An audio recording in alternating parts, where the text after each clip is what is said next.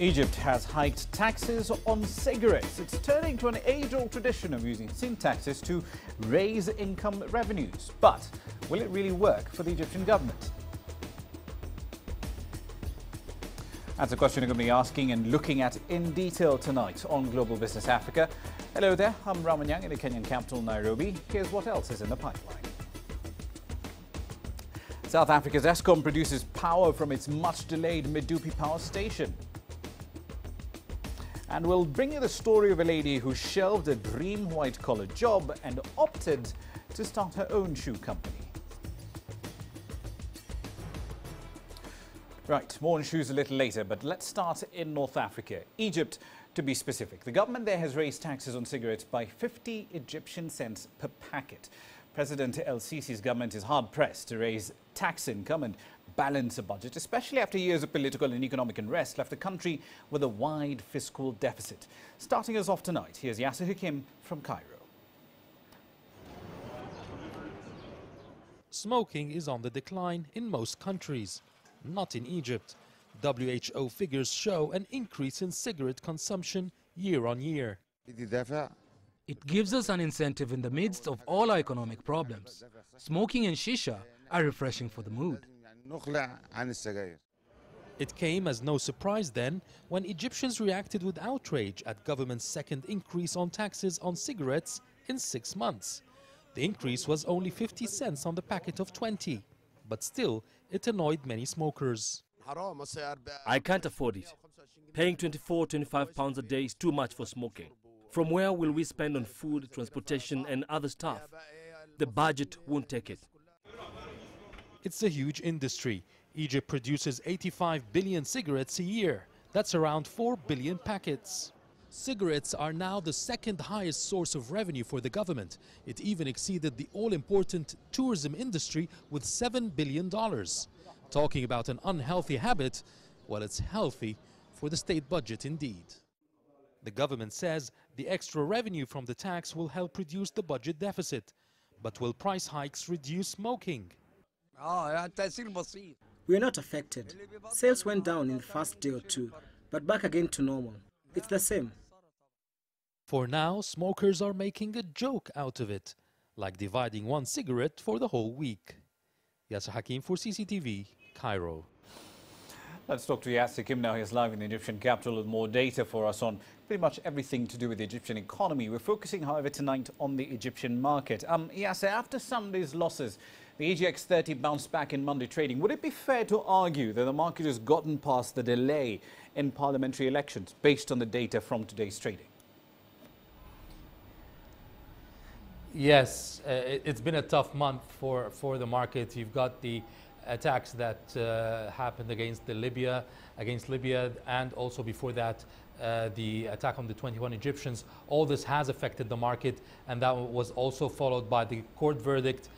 And speaking to business people now, they're saying they hope they see a positive trend, at least for March, as the upcoming economic summit is slated on the 13th to the 15th.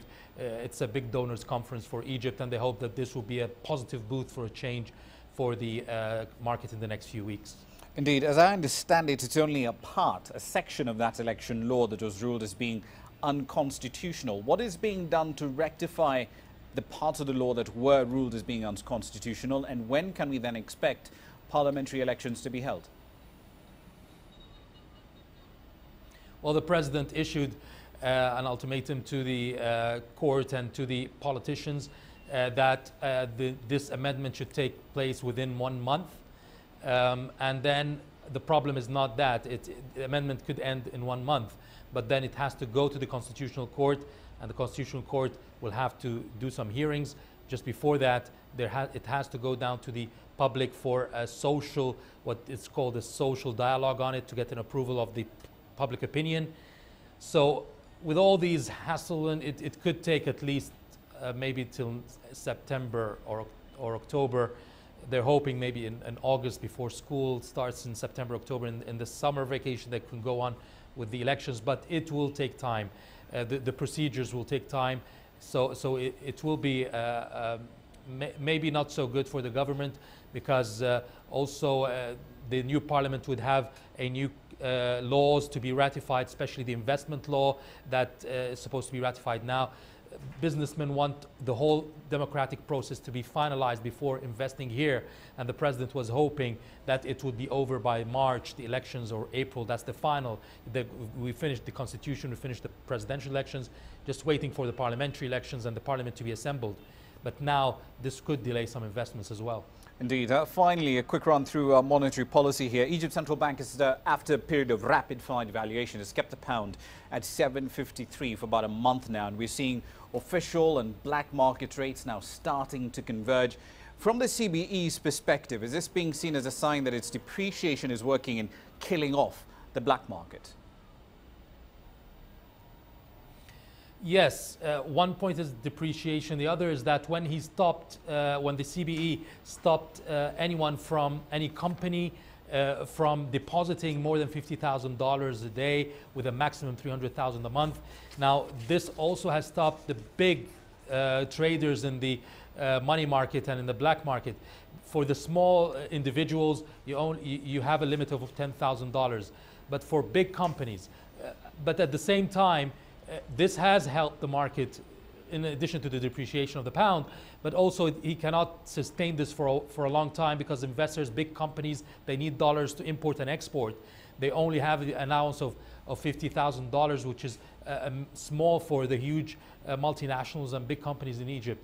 So the CBE will take these steps, but it will be raised again marginally or maybe slowly, and we will see then if the market will manage to sustain, if the Egyptian pound will manage to sustain itself against the dollar after all these measures are lifted, so that he can be open for investments and companies can trade normally with the hard currency in the market.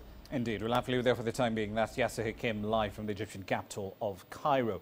Let's move on to the opposite end of the continent now. For the first time, Eskom has produced power from a unit of its much-delayed, controversial, coal-fired Medupi power station. Eskom produces roughly 95% of the electricity consumed in South Africa.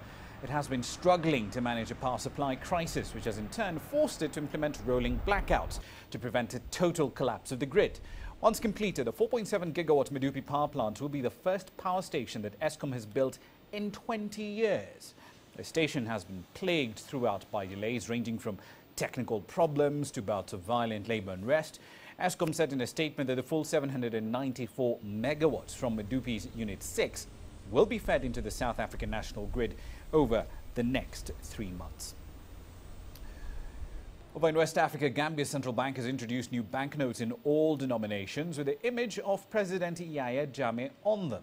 The bank, however, says existing banknotes will continue to be legal tender and will be gradually withdrawn from circulation. Now, this is the third time that Gambia has introduced a new currency with different features since independence from the UK.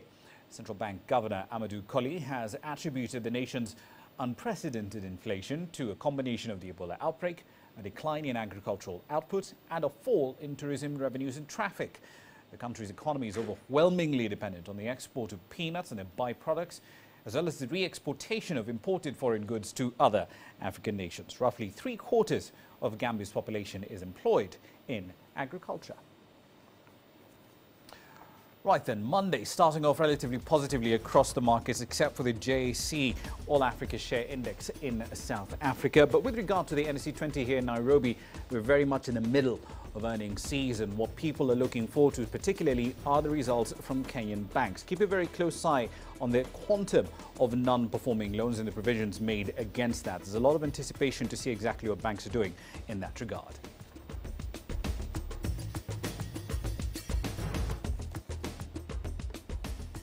Nigeria is holding elections on the 28th of March. Is it still a country of choice for your investment? We'll find out shortly. We'll also be in Barcelona, where mobile phone makers were strutting their latest and apparently greatest hardware. All the details are coming up next. Africa is on the move. It's home to 7 of the world's 10 fastest growing economies. We help you make sense of the fast-changing African business landscape. We take you where the business is happening. Global Business, weekdays at this time on CCTV Africa.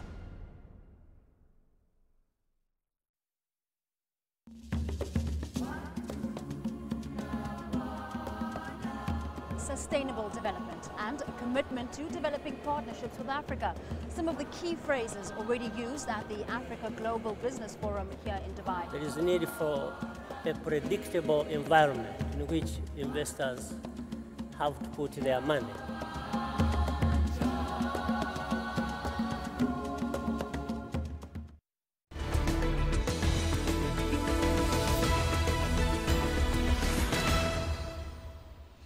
10 minutes into the hour, you're still watching Global Business Africa from the Kenyan capital, Nairobi. Now, in just over 2 weeks' time, investment bankers, entrepreneurs, individuals from the private equity sector, financiers, policymakers, you name them, they will be in Lagos for the 2015 Executive Investment Summit, organized by the Bulletin Club of Africa. Now, this week on Global Business, we'll be looking at a preview of some of the issues that will be discussed at that event. And we start with a focus on Nigeria. Ahead of its March 28th elections, the country is facing several economic challenges. To get a better handle on Nigeria's investment landscape, Deji Badmus spoke to the managing director of United Capital, Wale Shonibare, for What's Hot tonight. Okay, let's look at the investment climate in Nigeria today on the eve of election. What's the situation like? Right, well, on the eve of elections, as we know, there's been a little bit of uncertainty in the market. This has been driven by a number of factors. Obviously, the decline in oil prices. As you know, Nigeria is very dependent on what happens in the oil market. And also with the elections coming up, many foreign investors are adopting a wait-and-see attitude. But we all know that the economy has significant potential and is projected to grow, in excess of 5% this year. So longer term, I think sentiment is positive. After the elections, do you expect things to pick up? Do you expect an influx of investment, so to speak? Absolutely. We're all hoping that the elections will go ahead peacefully, and that's the expectation. We've had a number of elections now since 1999, and we think that investors will come back into the market. We'll see it in two areas. Obviously, there's the stock market where a number of investors have exited right now because of the uncertainty around currency exchange rates and also with the elections coming in. So we're expecting to see a rebound in the stock market when the overseas investors come in. And there's the longer term investors who are interested in large infrastructure projects in sectors such as power, etc. And those are also expected to come in. Now, talking about the devaluation of the Naira, just how badly affected is the Nigerian stock market now by this devaluation we have seen? The stock market has declined quite significantly since the beginning of the year. The last figure I read was to the tune of something like 16%. And that's been as a result of the fact that about 60% of participation is by foreign investors. So because of the uncertainties, those foreign investors have exited for now. And we know that the local institutional investors are more concentrated in fixed income. So when the foreign investors leave, it has a significant impact on the market. To that extent, they're important. But over time, they'll come back in, and we expect more participation from the local institutional investors. And later on tomorrow, we'll be looking very keenly at healthcare opportunities right across Africa. Right now, though, let's move on into tech. HTC delivered quite a bit of new tech at the Mobile World Congress in Barcelona, ranging from an updated flagship handset to a virtual reality headset and even a sports wristband. Mahemuto has more. From the outside, the new HTC One smartphone looks and feels much like last year's model. While there's a new dual-tone finish with mirrored sides, the huge difference is inside. The One M9 hardware has been refined with a new Snapdragon 810 processor. It also has 3 GB of RAM and 32 GB of built-in storage. At the heart of this meticulously crafted phone is the Snapdragon 810. the latest and most powerful processor on the market, boasting downlink speeds of up to 450 megabits per second. The other big change is the camera. For years, HTC has kept its main camera to 4 megapixels so that it could make each pixel's sensor bigger to capture more light. We've equipped you with a 20 megapixel sensor with the latest in BSI technology to capture every detail. Scratch-resistant sapphire glass and sophisticated image enhancement software for true-to-life color reproduction. Coming with the latest Android 5.0 Lollipop software, it lets people customize just about everything on the phone. It can sense where you are and adjust the available apps, and also make recommendations on things like local restaurants. It's also really light, so you can wear it for long periods of time without feeling weighted down. We'll also have a pair of wireless controllers, allowing you to use your hands to grab, reach, open, and shoot. You won't just be able to look around, you'll actually be able to move around and interact much the way you do in the real world. The HTC One M9 will be available mid-March 2015 in silver, grey, pink and gold colors. Maher Mutwa, CCTV. Now, HTC wasn't the only firm with new gadgets and ideas at Mobile World Congress. Samsung also had a fairly strong showing over there. They unveiled their latest flagship Galaxy smartphones. The S6 and the S6 Edge have dropped the plastic altogether for aircraft-grade metal and glass. Now, they were designed from scratch in an operation dubbed Project Zero internally. Both devices are critical for Samsung's plans to reverse plunging smartphone revenues and profits. The pair of phones will hit the markets on the 10th of April in 20 countries around the world. No price data, however, was made available. Now, a warm initial reception to these new devices sent Samsung shares on Monday to the highest in nearly 9 months. Some tech publications describe the phones as Samsung's best looking to date after its previous flagship device, the Galaxy S5, failed to impress. These are the most advanced powerful smartphones in the world, with the capabilities no other phone can match. No other phone can match. First of all, the design is amazing, a real mixture of glass and metal, which give you a whole beautiful new look, especially on the curved model, the Edge model as we call it. Then, of course, is an amazing new camera, so 16 megapixel on the back and 5 megapixel on the front. Now, for the third time in 10 years, Mauritania has changed the days it uses to define its weekend. The official weekend now starts on Friday evening. Now, some applaud that move. They say it brings the country into line with others around the world. But some Muslims in the country say it alienated them from countries with a similar religion and culture. This street used to be quiet on a Friday. Now it's rush hour. In the Mauritanian capital, this is now a work day after the government's announcement to shift the weekend. The change to a Saturday-Sunday weekend was done to link up with world markets. It's not the first time the government has felt the need to make the switch.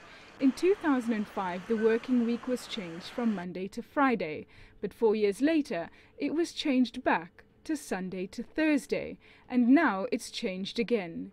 Social rights activist Mukfola Ibrahim applauds the weekend shift, saying it's a way to connect with the rest of the world.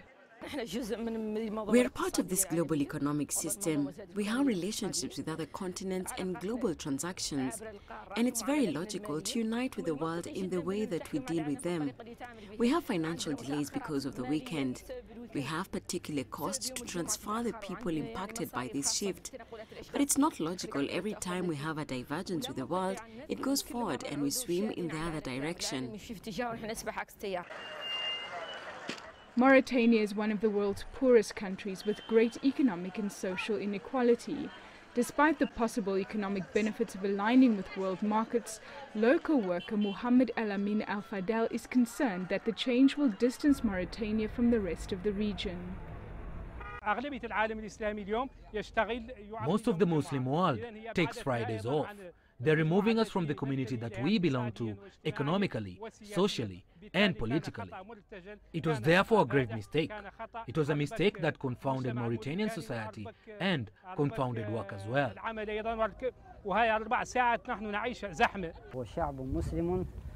It's a purely Muslim people, and this issue touching on the holiness of Islam is a red line impossible to cross.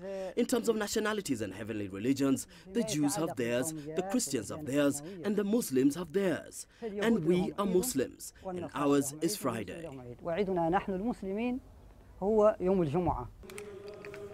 The weekend change has drawn widespread criticism in Mauritania. Many Muslims feel they should not have to work on a holy day. Voldi Karolsa, CCTV.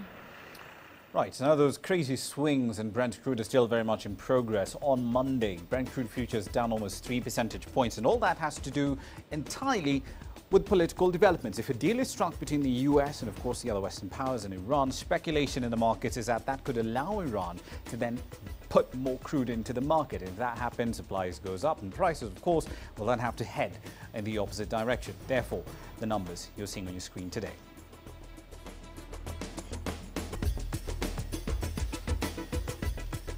Coming up next, we'll bring you the story who shelved a dream white-collar job and decided to become an entrepreneur making shoes. We'll have that story next.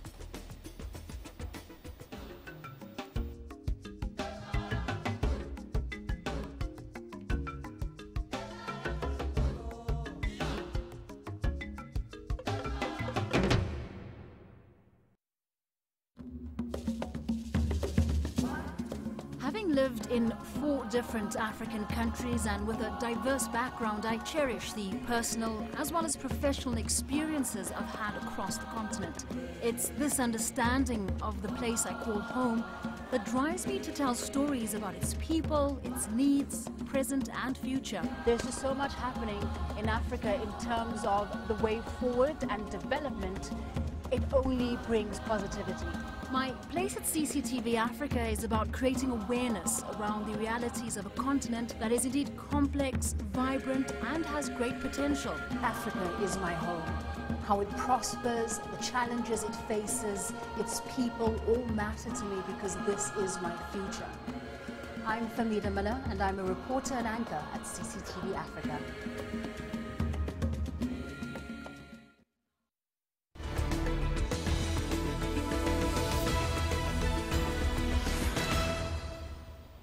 Welcome back. Let's start this segment with a bit of monetary policy news. China's central bank delivered its second rate cut in 3 months of the weekend, this time trimming its policy rate by 25 basis points. Now, the People's Bank of China says this latest cut is motivated by a combination of higher real interest rates and deflationary pressure. That said, analysts do say this rate cut doesn't necessarily mean that China is changing its overall monetary policy stance. Here's why. China's central bank on Saturday decided to cut benchmark interest rates by 25 basis points amid deflation worries. According to the PBOC, from March the 1st, the one-year loan interest rate will be lowered to 5.35%, while the one-year saving rate will drop to 2.5%. The central bank also decided to allow more flexibility for the interest rates. The ceiling for the floating range for the saving rate could be 1.3 times the benchmark rate, instead of the previous 1.2 times. Analysts say the focus of the latest rate adjustment is to keep real interest rate levels accommodative to the changing fundamental trends in growth, inflation, and employment. This round of rate cuts is a fine-tuning to accommodate the monetary policy to the fundamentals of market. But looking overall, I think China will stick to its prudent monetary policy, and the prudent monetary policy will continue. China's economy grew 7.4% in 2014, the weakest annual expansion in 24 years. And a string of domestic economic activity was likely to remain sluggish, while external demand looked uncertain. To try to stop the economic slowdown, China cut interest rates in November and lowered the reserve requirement ratio for banks in early February. But the protracted slowdown came amidst subdued price levels in the country, which gave leeway to the government to further ease monetary policies if needed. The rate cuts will bring down the cost of private financing, ease business pressure, in turn help stabilize growth. Due to the economic slowdown, companies are facing challenges of declining profits and surging financing costs. The rate cuts will channel money into investments, decrease companies' financing costs, and encourage consumption, so it is necessary to cut the rates. Analysts say the move will also help reduce debt risks and ease deflationary pressure, but whether it will significantly address the slowdown remains to be seen. China is expected to unveil its growth target for 2015 in a government work report on March the 5th. Analysts expect the goal to be set at around 7%. Li Qiong, CCTV.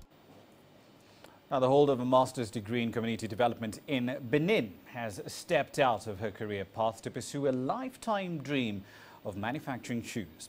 26-year-old Vivaldi James Hebe is an established shoe designer and is carving out a completely different path in a country where many graduates prefer to hunt down white-collar jobs. Well, Makugu has that story on Grassroots. Vivaldi James Hinvi displays expertise in a field that would be largely disregarded as a norm for people like her in Benin. At 26 years old, she holds a master's degree but has chosen to be a shoemaker.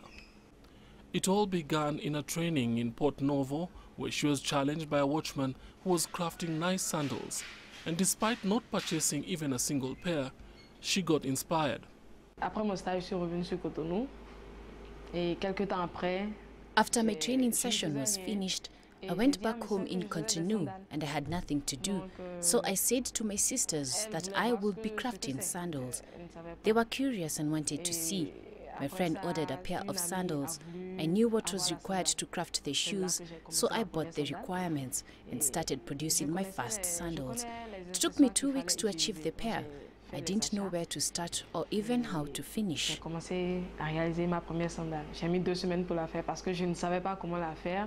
Je savais juste le matériel utilisé, mais je ne savais pas comment commencer, comment la finir. Her love for the craft has turned her into an expert in shoe manufacturing, with her products receiving wide approval across the country. Some of her clients now encourage people to buy her shoes in a bid to promote local products. On TV and almost everywhere, you're advised to buy African goods. Here's a good opportunity to really do it. Vivaldi is a young woman who's managing it by herself and who's trying to progress. Here we can help her and really look smart. Vivaldi has received massive support, especially from her relatives who wish her success in her business. It's her choice, and I think it's a smart choice. And today, I pray for her business to become prosperous so that she can benefit from the fruits of her skills. Besides shoes, Vivaldi also manufactures various other ornaments and accessories. Noel Makugu, CCTV. Quick run through the currencies here for you. Now remember, in February, the Naira had its worst monthly fall in about 5 years, down about 8.3 percentage points. Now for comparison, remember that after the devaluation in November, it was only down by about 6.9% in that particular month. We'll be keen to see exactly how it behaves in the run-up to the elections later on the 28th of March. Now, here's what we're working on for tomorrow's program. Changes at the Central Bank of Kenya. Those are right smack in the centre of our crosshairs for tomorrow's bulletin. Njuguna Ndung'u ends his 4-year term at the helm of the Central Bank of Kenya. We'll be looking at his performance and looking at what his successor has to deal with. We'll also be bringing you details of a fuel supply crisis in Nigeria, Africa's biggest single crude producer. Independent marketers and the government are haggling over delayed subsidy payments, and that in turn has stopped the flow of product over to the market. That's it for this edition of the program today, though we like hearing what you think about the program. globalbusinessafrica@cctv.com is an email to use, and of course when we're not on air, Facebook and Twitter are your ports of call. We'll see you in the next 24 hours. I'm Ramanyan.